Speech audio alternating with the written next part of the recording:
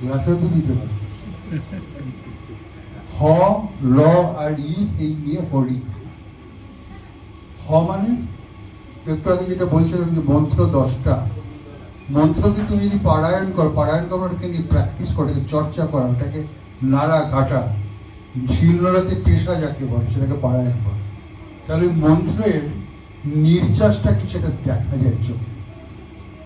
সুরের আলো ভুবন ফেলেছে, সুর তো ভাইব্রেশন, তার আবার আলো হয় কি করে?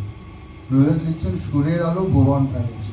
অর্থাৎ সুরকে যদি সেভাবে গাওয়া যায়, সুরের মধ্যে থাকা স্বর র, স মানে আত্মা, র মানে হচ্ছে শক্তি, সেটাকে দেখা যায়। তাহলে হ মানে হচ্ছে হকারো পিঙ্গল বর্ণ, সর্ববর্ণ সর্বোত্তম।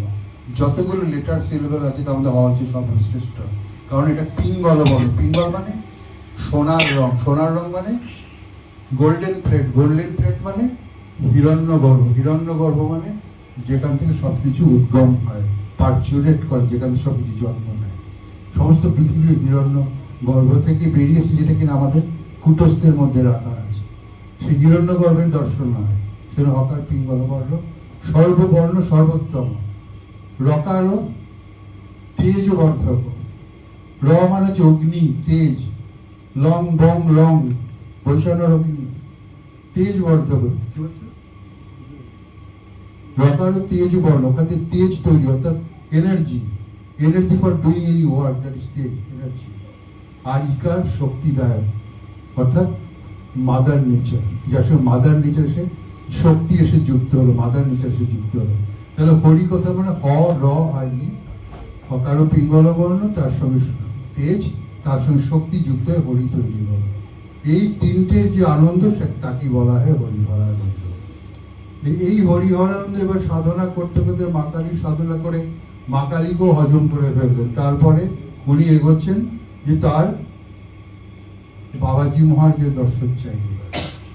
গুরুদেব বলছেন একদিন যে সেদিন আমার মৌনতা ছিল, সকাল থেকে কথা বলছি না, আমি সাধনায় বসছি, ধ্যান করছি, হঠাৎ ঘরের মধ্যে দেখি খসখস খসখস আওয়াজ, তাকিয়ে দেখি আলোর মধ্যে যে এক ইয়াং ছোকরা মহাপুরুষ, বলে এই ধরো তোমার 20, 21, 22, 23 বছর বয়স হবে, ছোট একটা ধুতি পরা, কালো রঙের চেহারা, লম্বা চুল। আমি তাকে বুঝে তার দিকে এগিয়ে তার সঙ্গে কথা বলতে এতই হতভম্ব হয়ে গেলাম, কিংকর্তব্য বিমূঢ় হয়ে গেলাম, উনি চলে গেলেন। আমি তাকে বুঝলাম উনি বাবাজি মহারাজ, কিন্তু আমি তাকে একবার প্রণাম করতে পারলাম না, সেই দুঃখে আমি কান্নাকাটি করা শুরু করলাম। আবার মহাসাধনায় বসলাম, আবার বসলাম, এবার আবার তিনি এলেন।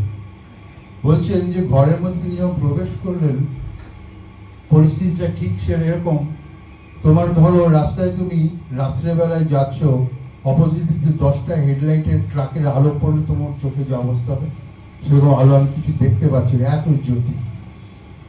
তখন আমি বললাম আপনি কে এসছেন? তখন বলেন আমি তোমার সাধনায়, বাবাজি মহারাজ উত্তর দিচ্ছেন, আমি তোমার সাধনায় অত্যন্ত প্রীত হয়েছি, সেই জন্য আমি তোমাকে দর্শন দিতে এসেছি এবং তোমাকে আশীর্বাদ করতে এসেছি এবং তোমাকে অনেক কাজ করতে হবে, সেটা জানাতে এসেছি। ওদের মধ্যে আরো কিছু ভাবের আদান প্রদান হলো, কথার আদান প্রদান হলো, যেগুলো গুরুদেব বলেছিলেন আমি রেকর্ড করে রেখেছিলাম, সবটা এখানে বলছি না। স্পিরিচুয়াল এক্সচেঞ্জ হলো। তারপরে উনি বললেন যে আমি এসেছি, আমাকে কিছু খেতে দেবে না? তখন উনি বললেন যে আমাকে এই মুহূর্তে কিছু নেই, আমি মাকে কিছু ফল প্রসাদ নিবেদন করেছি, সেটাই আছে, কিন্তু ওটা তো মাকে নিবেদন করে, আপনাকে কি করে দিই? তখন দেখছেন যে বাবাজি মহারাজের কুটস্থ থেকে একটা জ্যোতি গিয়ে মায়ের কুটস্থে পৌঁছে, মায়ের কুটস্থের জ্যোতিটা গিয়ে ওই ফলের